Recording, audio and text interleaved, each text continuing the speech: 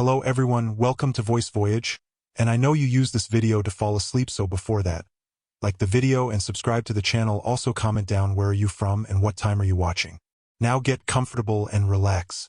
Before we begin, this is a disclaimer that the audiobooks featured on this channel are of works that are in the public domain and are no longer under copyright protection.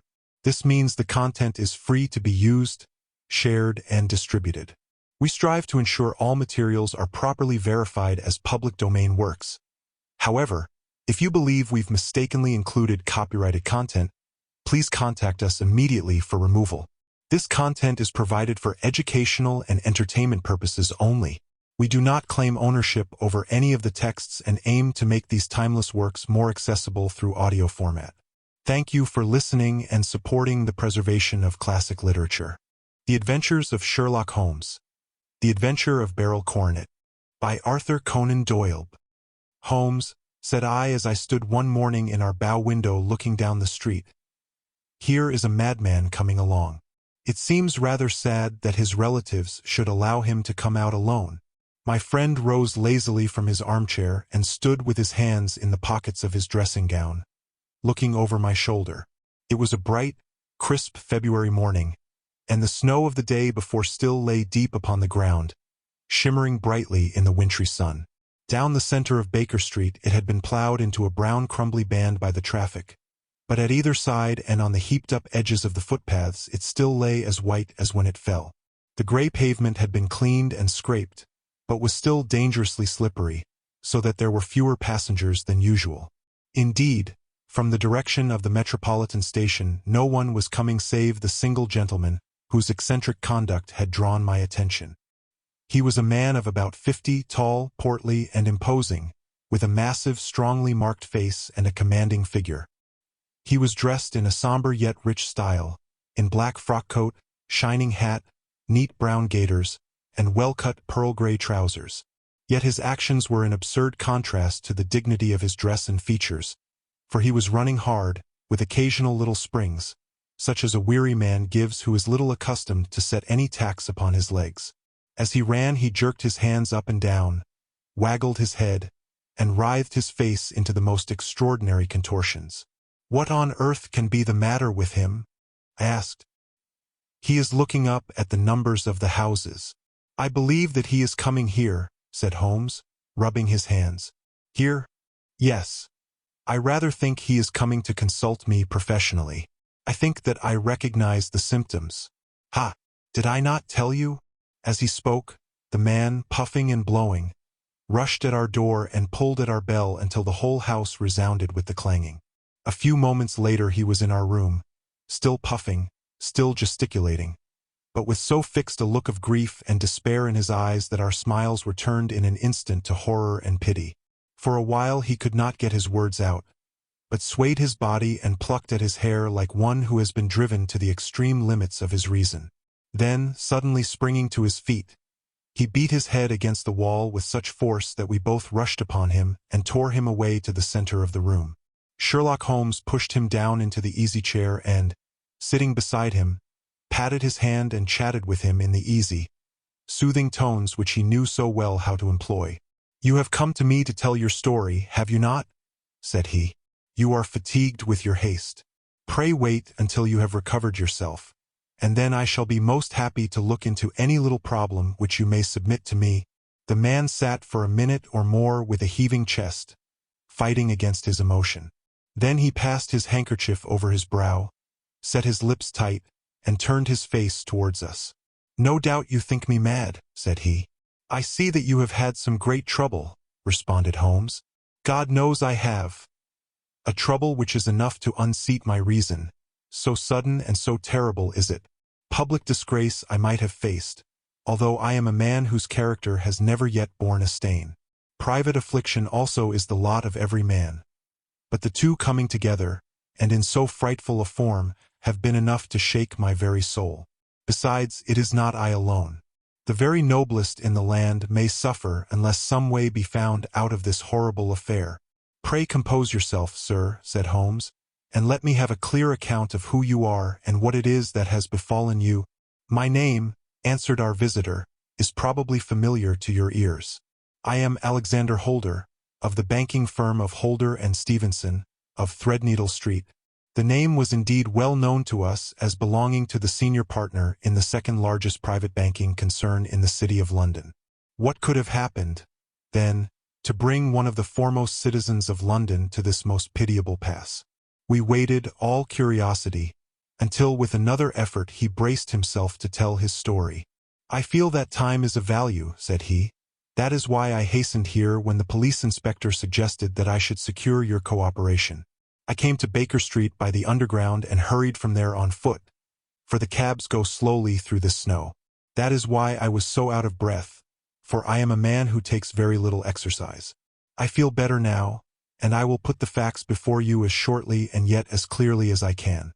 It is, of course, well known to you that in a successful banking business as much depends upon our being able to find remunerative investments for our funds as upon our increasing our connection and the number of our depositors.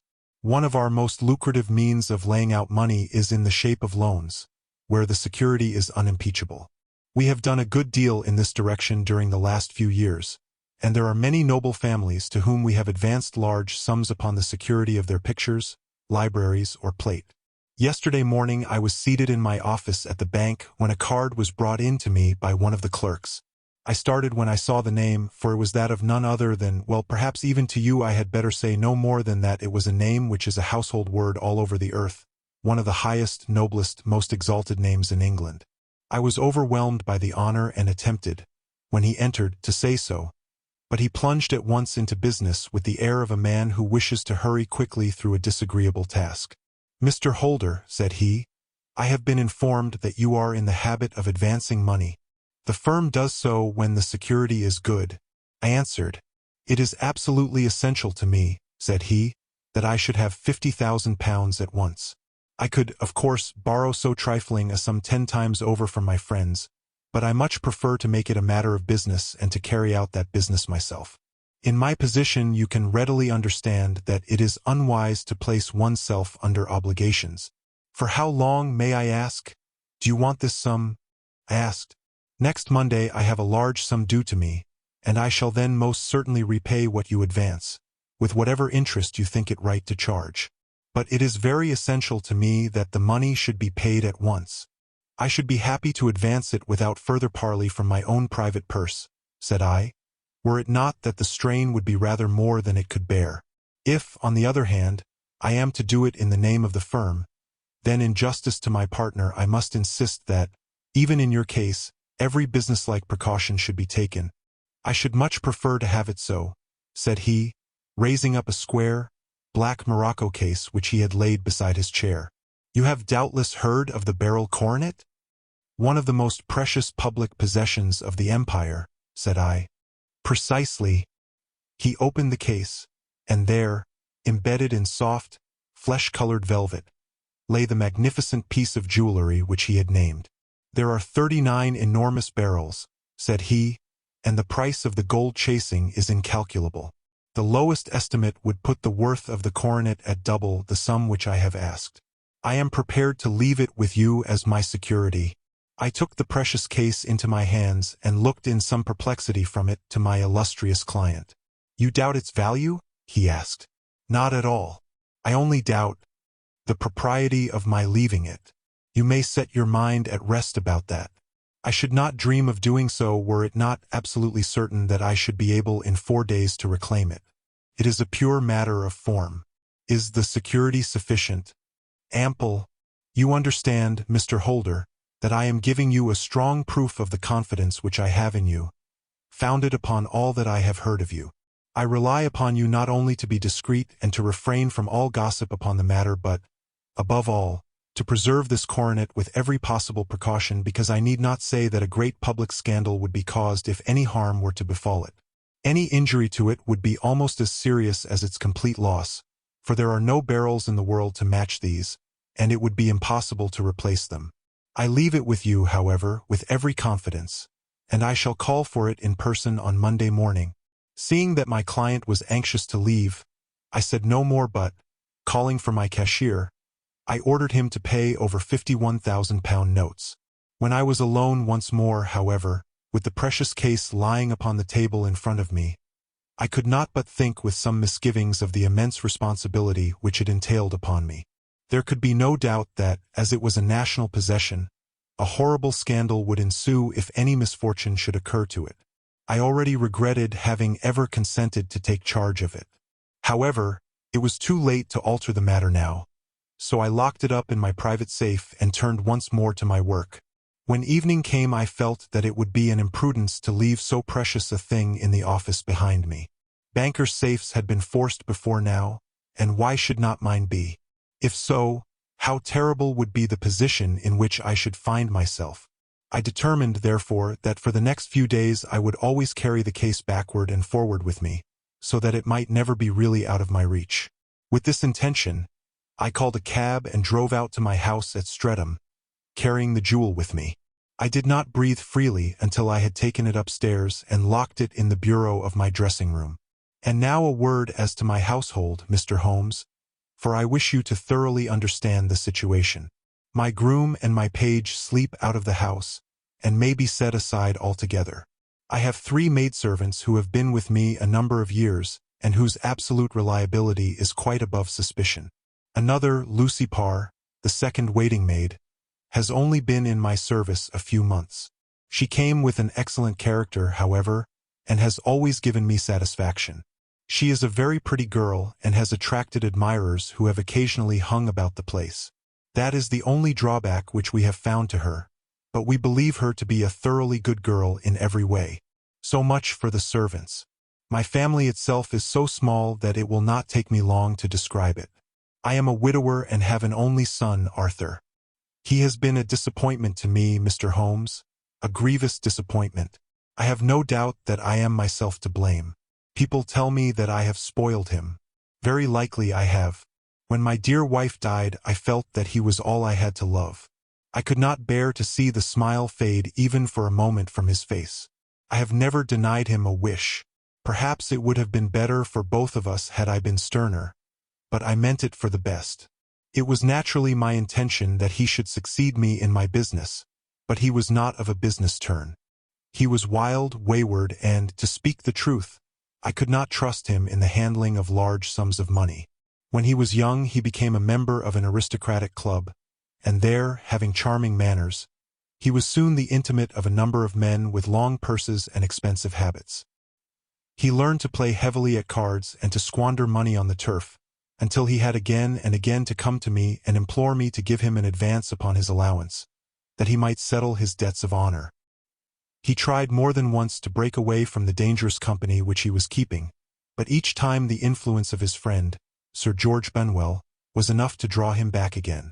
And indeed, I could not wonder that such a man as Sir George Benwell should gain an influence over him, for he has frequently brought him to my house, and I have found myself that I could hardly resist the fascination of his manner. He is older than Arthur, a man of the world to his fingertips, one who had been everywhere, seen everything, a brilliant talker, and a man of great personal beauty. Yet when I think of him in cold blood, far away from the glamour of his presence, I am convinced from his cynical speech and the look which I have caught in his eyes that he is one who should be deeply distrusted. So I think, and so, too, thinks my little Mary, who has a woman's quick insight into character. And now there is only she to be described. She is my niece. But when my brother died 5 years ago and left her alone in the world, I adopted her, and have looked upon her ever since as my daughter. She is a sunbeam in my house, sweet, loving, beautiful, a wonderful manager and housekeeper, yet as tender and quiet and gentle as a woman could be. She is my right hand. I do not know what I could do without her. In only one matter has she ever gone against my wishes. Twice my boy has asked her to marry him, for he loves her devotedly, but each time she has refused him. I think that if anyone could have drawn him into the right path, it would have been she, and that his marriage might have changed his whole life. But now, alas, it is too late, forever too late. Now, Mr. Holmes, you know the people who live under my roof, and I shall continue with my miserable story. When we were taking coffee in the drawing-room that night after dinner, I told Arthur and Mary my experience, and of the precious treasure which we had under our roof, suppressing only the name of my client. Lucy Parr, who had brought in the coffee, had, I am sure, left the room, but I cannot swear that the door was closed. Mary and Arthur were much interested and wished to see the famous coronet, but I thought it better not to disturb it. "Where have you put it?" asked Arthur. "In my own bureau." "Well, I hope to goodness the house won't be burgled during the night," said he. "It is locked up," I answered. "Oh, any old key will fit that bureau. When I was a youngster I have opened it myself with the key of the box-room cupboard." He often had a wild way of talking, so that I thought little of what he said. He followed me to my room, however, that night with a very grave face. "Look here, Dad," said he with his eyes cast down. "Can you let me have £200? "No, I cannot," I answered sharply. "I have been far too generous with you in money matters." "You have been very kind," said he, "but I must have this money, or else I can never show my face inside the club again." "And a very good thing, too," I cried. "Yes, but you would not have me leave it a dishonored man," said he. "I could not bear the disgrace. I must raise the money in some way, and if you will not let me have it, then I must try other means." I was very angry, for this was the third demand during the month. "You shall not have a farthing from me," I cried, on which he bowed and left the room without another word. When he was gone I unlocked my bureau, made sure that my treasure was safe, and locked it again. Then I started to go round the house to see that all was secure, a duty which I usually leave to Mary, but which I thought it well to perform myself that night. As I came down the stairs I saw Mary herself at the side window of the hall, which she closed and fastened as I approached. "Tell me, Dad," said she, looking, I thought, a little disturbed, "did you give Lucy, the maid, leave to go out tonight?" "Certainly not. She came in just now by the back door. I have no doubt that she has only been to the side gate to see someone, but I think that it is hardly safe and should be stopped. You must speak to her in the morning, or I will if you prefer it. Are you sure that everything is fastened?" "Quite sure, Dad." "Then good night." I kissed her and went up to my bedroom again, where I was soon asleep. I am endeavoring to tell you everything, Mr. Holmes, which may have any bearing upon the case, but I beg that you will question me upon any point which I do not make clear. On the contrary, your statement is singularly lucid. I come to a part of my story now in which I should wish to be particularly so. I am not a very heavy sleeper, and the anxiety in my mind tended, no doubt, to make me even less so than usual. About 2 in the morning, then, I was awakened by some sound in the house. It had ceased ere I was wide awake, but it had left an impression behind it as though a window had gently closed somewhere.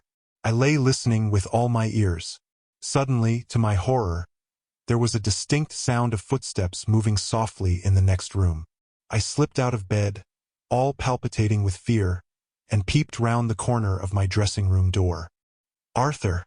I screamed, "you villain! You thief! How dare you touch that coronet?" The gas was half up as I had left it, and my unhappy boy, dressed only in his shirt and trousers, was standing beside the light, holding the coronet in his hands. He appeared to be wrenching at it, or bending it with all his strength. At my cry he dropped it from his grasp and turned as pale as death. I snatched it up and examined it. One of the gold corners, with 3 of the barrels in it, was missing. "You blackguard!" I shouted, beside myself with rage. "You have destroyed it! You have dishonored me forever! Where are the jewels which you have stolen?" "Stolen!" he cried. "Yes, thief!" I roared, shaking him by the shoulder. "There are none missing." "There cannot be any missing," said he. "There are 3 missing, and you know where they are. Must I call you a liar as well as a thief? Did I not see you trying to tear off another piece?" "You have called me names enough," said he. "I will not stand it any longer. I shall not say another word about this business, since you have chosen to insult me. I will leave your house in the morning and make my own way in the world. You shall leave it in the hands of the police." I cried, half mad with grief and rage. "I shall have this matter probed to the bottom." "You shall learn nothing from me," said he with a passion such as I should not have thought was in his nature. "If you choose to call the police, let the police find what they can." By this time the whole house was astir, for I had raised my voice in my anger. Mary was the first to rush into my room, and at the sight of the coronet and of Arthur's face, she read the whole story and, with a scream, fell down senseless on the ground. I sent the housemaid for the police and put the investigation into their hands at once.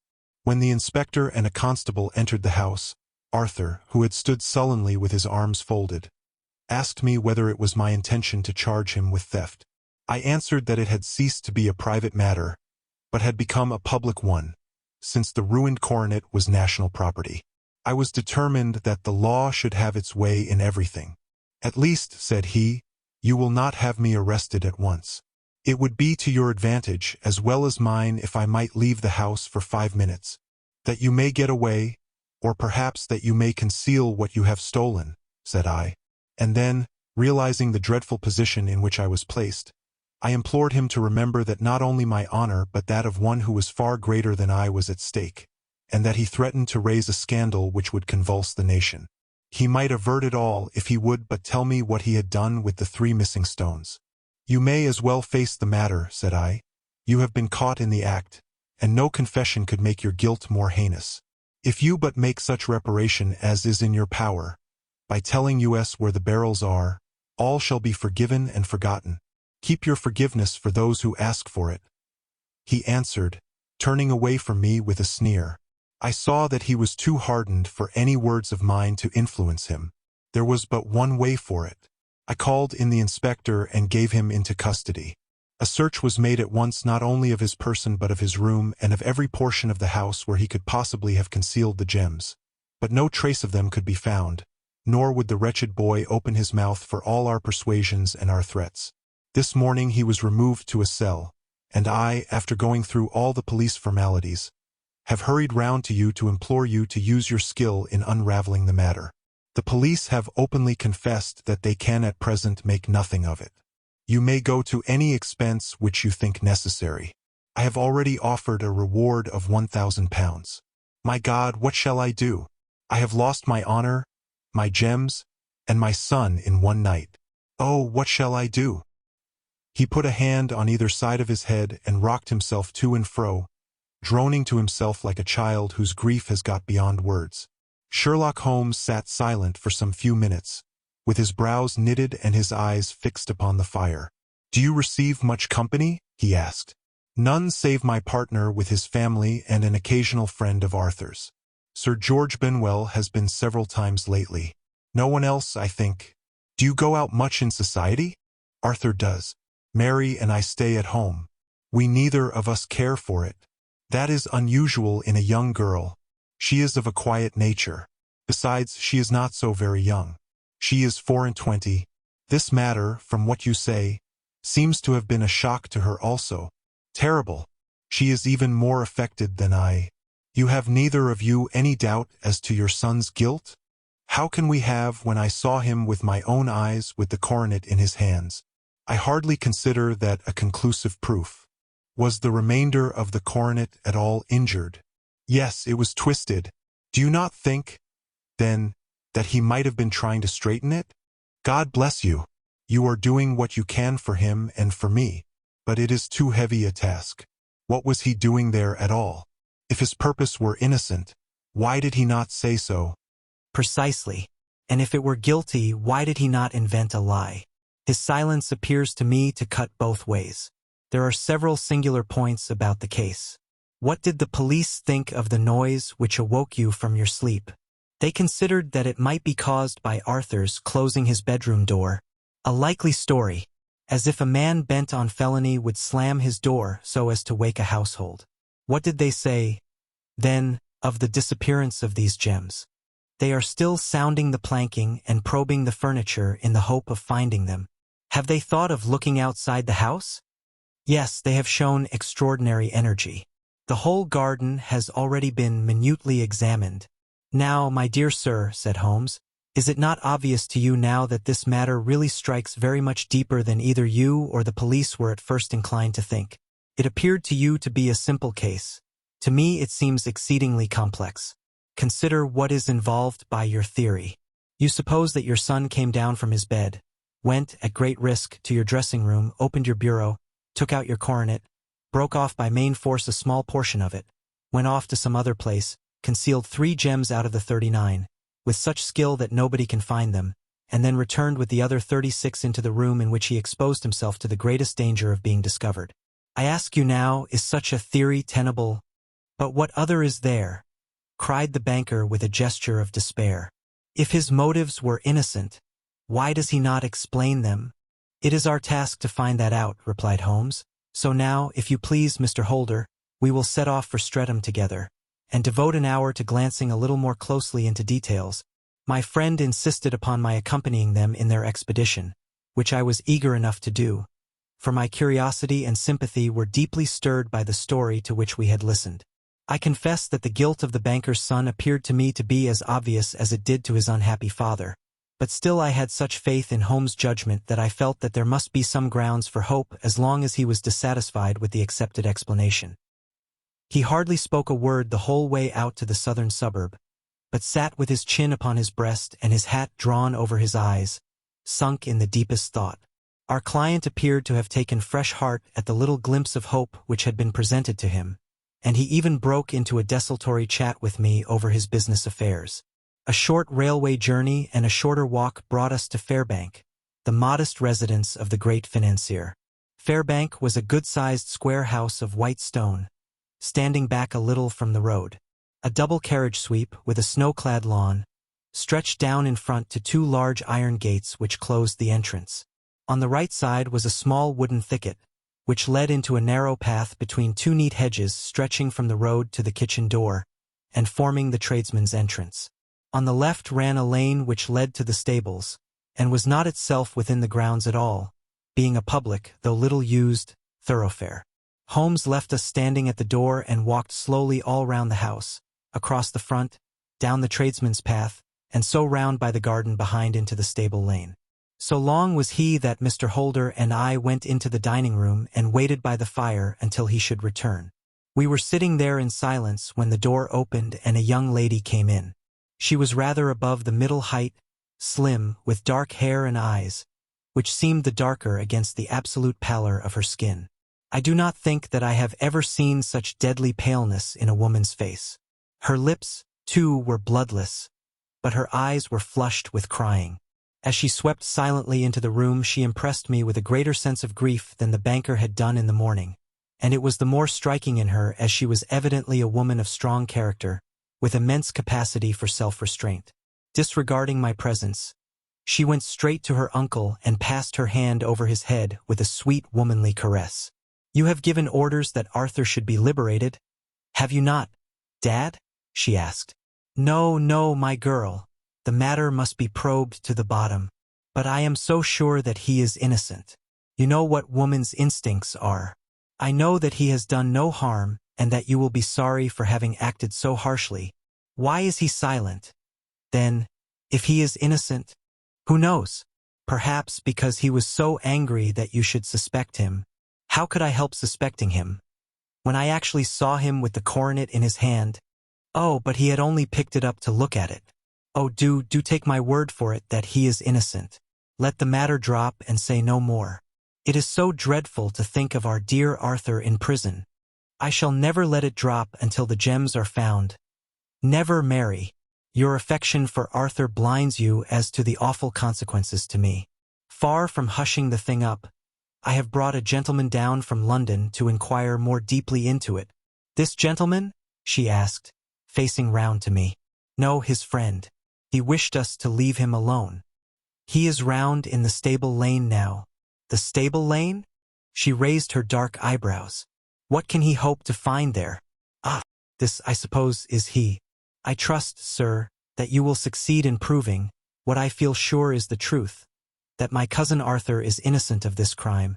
I fully share your opinion, and I trust, with you, that we may prove it," returned Holmes, going back to the mat to knock the snow from his shoes. "I believe I have the honor of addressing Miss Mary Holder. Might I ask you a question or two?" "Pray do, sir, if it may help to clear this horrible affair up. You heard nothing yourself last night?" "Nothing, until my uncle here began to speak loudly. I heard that, and I came down. You shut up the windows and doors the night before. Did you fasten all the windows?" "Yes." "Were they all fastened this morning?" "Yes." You have a maid who has a sweetheart? I think that you remarked to your uncle last night that she had been out to see him. Yes, and she was the girl who waited in the drawing room, and who may have heard uncle's remarks about the coronet. I see. You infer that she may have gone out to tell her sweetheart, and that the two may have planned the robbery. But what is the good of all these vague theories? Cried the banker impatiently.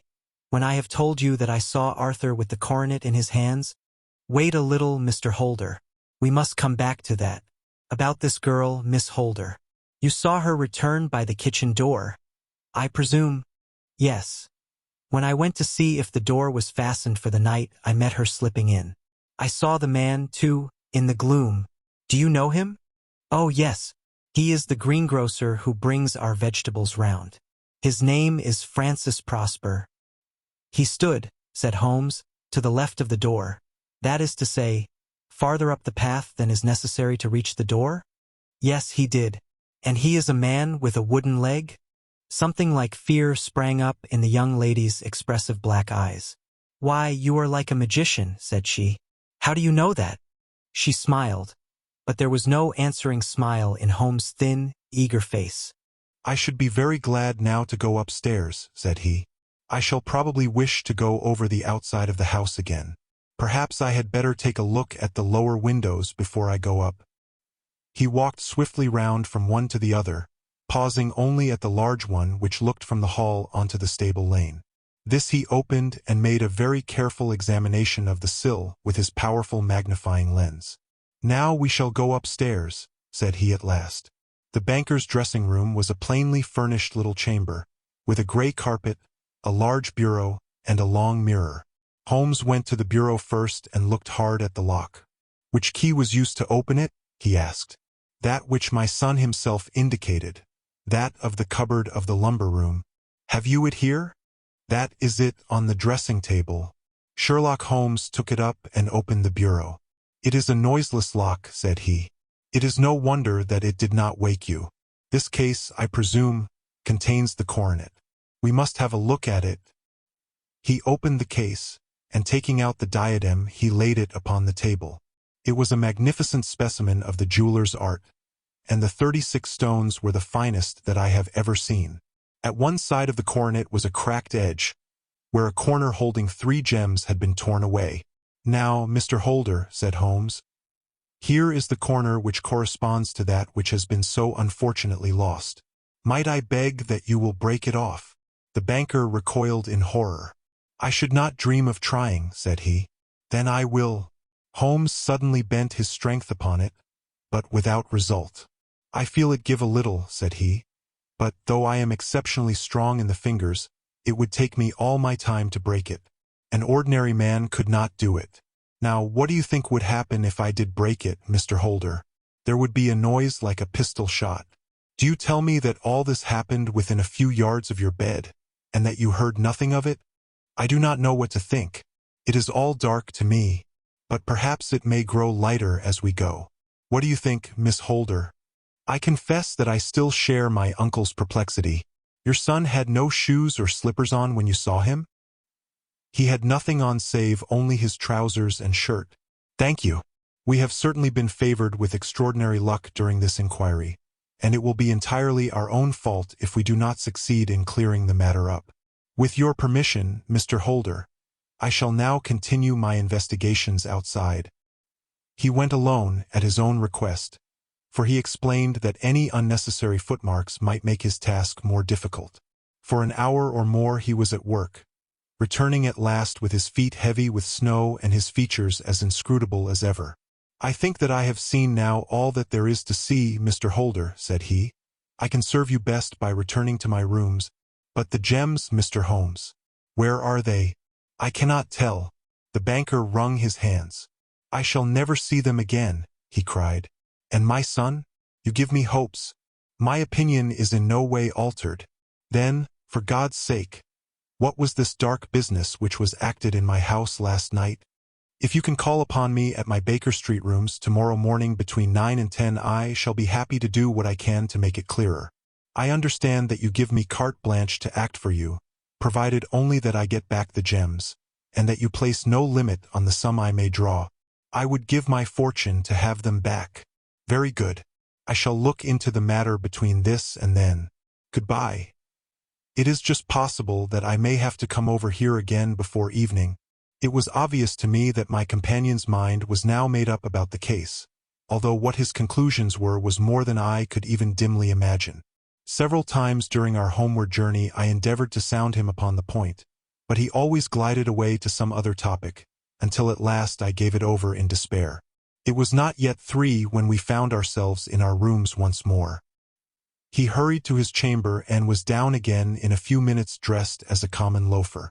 With his collar turned up, his shiny, seedy coat, his red cravat, and his worn boots, he was a perfect sample of the class. "I think that this should do," said he, glancing into the glass above the fireplace. "I only wish that you could come with me, Watson, but I fear that it won't do. I may be on the trail in this matter, or I may be following a will-o'-the-wisp, but I shall soon know which it is. I hope that I may be back in a few hours." He cut a slice of beef from the joint upon the sideboard, sandwiched it between 2 rounds of bread, and thrusting this rude meal into his pocket, he started off upon his expedition. I had just finished my tea when he returned, evidently in excellent spirits, swinging an old elastic-sided boot in his hand. He chucked it down into a corner and helped himself to a cup of tea. "I only looked in as I passed," said he. "I am going right on." "Where to?" "Oh, to the other side of the West End. It may be some time before I get back. Don't wait up for me in case I should be late. How are you getting on?" "Oh, so-so. Nothing to complain of. I have been out to Streatham since I saw you last, but I did not call at the house. It is a very sweet little problem, and I would not have missed it for a good deal. However, I must not sit gossiping here, but must get these disreputable clothes off and return to my highly respectable self." I could see by his manner that he had stronger reasons for satisfaction than his words alone would imply. His eyes twinkled, and there was even a touch of color upon his sallow cheeks. He hastened upstairs, and a few minutes later I heard the slam of the hall door, which told me that he was off once more upon his congenial hunt. I waited until midnight, but there was no sign of his return, so I retired to my room. It was no uncommon thing for him to be away for days and nights on end when he was hot upon a scent, so that his lateness caused me no surprise. I do not know at what hour he came in, but when I came down to breakfast in the morning there, he was with a cup of coffee in one hand and the paper in the other, as fresh and trim as possible. "You will excuse my beginning without you, Watson," said he, "but you remember that our client has rather an early appointment this morning." "Why, it is after 9 now," I answered. "I should not be surprised if that were he. I thought I heard a ring." It was indeed our friend the financier. I was shocked by the change which had come over him, for his face, which was naturally of a broad and massive mold, was now pinched and fallen in, while his hair seemed to me at least a shade whiter. He entered with a weariness and lethargy which was even more painful than his violence of the morning before, and he dropped heavily into the armchair which I pushed forward for him. "I do not know what I have done to be so severely tried," said he. "Only 2 days ago I was a happy and prosperous man, without a care in the world. Now I am left to a lonely and dishonored age. One sorrow comes close upon the heels of another. My niece, Mary, has deserted me." "Deserted you?" "Yes. Her bed this morning had not been slept in, her room was empty, and a note for me lay upon the hall table. I had said to her last night, in sorrow and not in anger, that if she had married my boy all might have been well with him. Perhaps it was thoughtless of me to say so. It is to that remark that she refers in this note. My dearest uncle, I feel that I have brought trouble upon you, and that if I had acted differently this terrible misfortune might never have occurred. I cannot, with this thought in my mind, ever again be happy under your roof, and I feel that I must leave you forever. Do not worry about my future, for that is provided for. And, above all, do not search for me, for it will be fruitless labor and an ill service to me. In life or in death, I am ever your loving Mary." What could she mean by that note, Mr. Holmes? Do you think it points to suicide? No, nothing of the kind. It is perhaps the best possible solution. I trust, Mr. Holder, that you are nearing the end of your troubles. "Ha! You say so. You have heard something, Mr. Holmes? You have learned something. Where are the gems? You would not think £1,000 apiece an excessive sum for them? I would pay 10. That would be unnecessary. 3,000 will cover the matter. And there is a little reward, I fancy. Have you your checkbook? Here is a pen. Better make it out for £4,000. With a dazed face, the banker made out the required check. Holmes walked over to his desk, took out a little triangular piece of gold with 3 gems in it, and threw it down upon the table. With a shriek of joy, our client clutched it up. "You have it," he gasped. "I am saved. I am saved." The reaction of joy was as passionate as his grief had been, and he hugged his recovered gems to his bosom. "There is one other thing you owe, Mr. Holder," said Sherlock Holmes rather sternly. "Oh!" He caught up a pen. "Name the sum, and I will pay it. No, the debt is not to me. You owe a very humble apology to that noble lad, your son, who has carried himself in this matter as I should be proud to see my own son do, should I ever chance to have one." "Then it was not Arthur who took them?" "I told you yesterday, and I repeat today, that it was not." "You are sure of it? Then let us hurry to him at once to let him know that the truth is known. He knows it already. When I had cleared it all up, I had an interview with him, and finding that he would not tell me the story, I told it to him, on which he had to confess that I was right and to add the very few details which were not yet quite clear to me. Your news of this morning, however, may open his lips. For heaven's sake, tell me, then, what is this extraordinary mystery? I will do so, and I will show you the steps by which I reached it. And let me say to you, first, that which it is hardest for me to say and for you to hear. There has been an understanding between Sir George Benwell and your niece Mary. They have now fled together. My Mary? Impossible. It is unfortunately more than possible. It is certain. Neither you nor your son knew the true character of this man when you admitted him into your family circle. He is one of the most dangerous men in England, a ruined gambler, an absolutely desperate villain, a man without heart or conscience. Your niece knew nothing of such men. When he breathed his vows to her, as he had done to 100 before her, she flattered herself that she alone had touched his heart. The devil knows best what he said, but at least she became his tool and was in the habit of seeing him nearly every evening. I cannot, and I will not, believe it, cried the banker with an ashen face. I will tell you, then, what occurred in your house last night. Your niece, when you had, as she thought, gone to your room, slipped down and talked to her lover through the window which leads into the stable lane. His footmarks had pressed right through the snow, so long had he stood there. She told him of the coronet. His wicked lust for gold kindled at the news, and he bent her to his will. I have no doubt that she loved you, but there are women in whom the love of a lover extinguishes all other loves, and I think that she must have been one. She had hardly listened to his instructions when she saw you coming downstairs, on which she closed the window rapidly and told you about one of the servants' escapade with her wooden-legged lover, which was all perfectly true. Your boy, Arthur, went to bed after his interview with you, but he slept badly on account of his uneasiness about his club debts. In the middle of the night he heard a soft tread pass his door, so he rose and, looking out, was surprised to see his cousin walking very stealthily along the passage until she disappeared into your dressing-room. Petrified with astonishment, the lad slipped on some clothes and waited there in the dark to see what would come of this strange affair. Presently she emerged from the room again, and in the light of the passage lamp your son saw that she carried the precious coronet in her hands. She passed down the stairs, and he, thrilling with horror, ran along and slipped behind the curtain near your door, whence he could see what passed in the hall beneath. He saw her stealthily open the window, hand out the coronet to someone in the gloom, and then closing it once more hurry back to her room, passing quite close to where he stood hid behind the curtain. As long as she was on the scene, he could not take any action without a horrible exposure of the woman whom he loved. But the instant that she was gone he realized how crushing a misfortune this would be for you, and how all-important it was to set it right. He rushed down, just as he was, in his bare feet, opened the window, sprang out into the snow, and ran down the lane, where he could see a dark figure in the moonlight. Sir George Bunwell tried to get away, but Arthur caught him, and there was a struggle between them, your lad tugging at one side of the coronet, and his opponent at the other. In the scuffle, your son struck Sir George and cut him over the eye.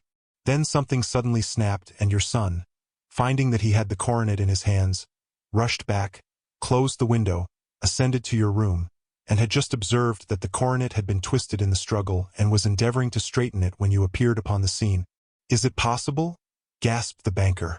You then roused his anger by calling him names at a moment when he felt that he had deserved your warmest thanks. He could not explain the true state of affairs without betraying one who certainly deserved little enough consideration at his hands. He took the more chivalrous view, however, and preserved her secret, and that was why she shrieked and fainted when she saw the coronet, cried Mr. Holder. "Oh, my God! What a blind fool I have been!" And his asking to be allowed to go out for 5 minutes. The dear fellow wanted to see if the missing piece were at the scene of the struggle. How cruelly I have misjudged him. When I arrived at the house, continued Holmes, I at once went very carefully round it to observe if there were any traces in the snow which might help me. I knew that none had fallen since the evening before, and also that there had been a strong frost to preserve impressions. I passed along the tradesman's path, but found it all trampled down and indistinguishable.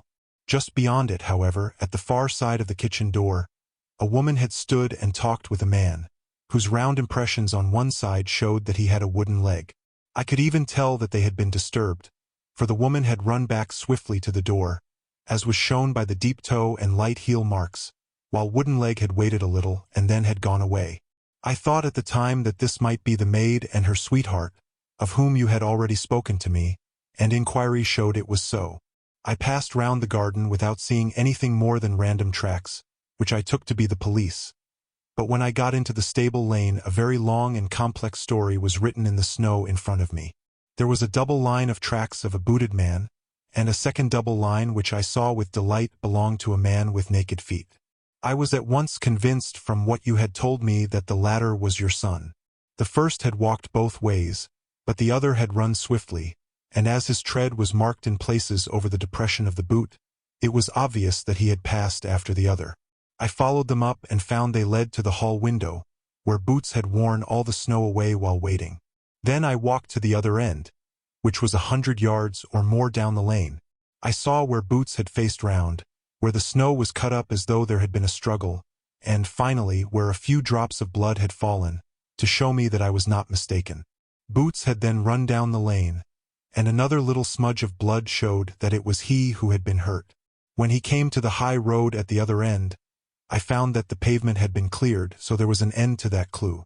On entering the house, however, I examined, as you remember, the sill and framework of the hall window with my lens, and I could at once see that someone had passed out. I could distinguish the outline of an instep where the wet foot had been placed in coming in. I was then beginning to be able to form an opinion as to what had occurred. A man had waited outside the window. Someone had brought the gems. The deed had been overseen by your son. He had pursued the thief, had struggled with him. They had each tugged at the coronet, their united strength causing injuries which neither alone could have effected. He had returned with the prize, but had left a fragment in the grasp of his opponent. So far I was clear. The question now was, who was the man and who was it brought him the coronet? It is an old maxim of mine that when you have excluded the impossible, whatever remains, however improbable, must be the truth. Now, I knew that it was not you who had brought it down, so there only remained your niece and the maids. But if it were the maids, why should your son allow himself to be accused in their place? There could be no possible reason. As he loved his cousin, however, there was an excellent explanation why he should retain her secret, the more so as the secret was a disgraceful one. When I remembered that you had seen her at that window, and how she had fainted on seeing the coronet again, my conjecture became a certainty. And who could it be who was her confederate? A lover, evidently. For who else could outweigh the love and gratitude which she must feel to you? I knew that you went out little, and that your circle of friends was a very limited one. But among them was Sir George Benwell. I had heard of him before as being a man of evil reputation among women. It must have been he who wore those boots and retained the missing gems. Even though he knew that Arthur had discovered him, He might still flatter himself that he was safe, for the lad could not say a word without compromising his own family. Well, your own good sense will suggest what measures I took next. I went in the shape of a loafer to Sir George's house, managed to pick up an acquaintance with his valet, learned that his master had cut his head the night before, and finally, at the expense of 6 shillings, made all sure by buying a pair of his cast-off shoes. With these I journeyed down to Streatham and saw that they exactly fitted the tracks. "I saw an ill-dressed vagabond in the lane yesterday evening," said Mr. Holder. "Precisely. It was I. I found that I had my man, so I came home and changed my clothes. It was a delicate part which I had to play then, for I saw that a prosecution must be avoided to avert scandal, and I knew that so astute a villain would see that our hands were tied in the matter. I went and saw him. At first, of course, he denied everything, but when I gave him every particular that had occurred, he tried to bluster and took down a life-preserver from the wall.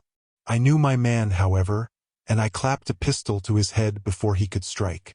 Then he became a little more reasonable. I told him that we would give him a price for the stones he held, £1,000 apiece. That brought out the first signs of grief that he had shown. "Why, dash it all," said he, "I've let them go at 600 for the 3. I soon managed to get the address of the receiver who had them, on promising him that there would be no prosecution. Off I set to him, and after much chaffering I got our stones at £1,000 apiece. Then I looked in upon your son, told him that all was right, and eventually got to my bed about 2 o'clock, after what I may call a really hard day's work. A day which has saved England from a great public scandal," said the banker, rising. "Sir, I cannot find words to thank you, but you shall not find me ungrateful for what you have done. Your skill has indeed exceeded all that I have heard of it. And now I must fly to my dear boy to apologize to him for the wrong which I have done him. As to what you tell me of poor Mary, it goes to my very heart. Not even your skill can inform me where she is now. I think that we may safely say, returned Holmes, that she is wherever Sir George Benwell is. It is equally certain, too, that whatever her sins are, they will soon receive a more than sufficient punishment. Thank you, since you have made it till the end. I would request you all to comment down all your valuable feedback so that I can serve you all better contents to enjoy.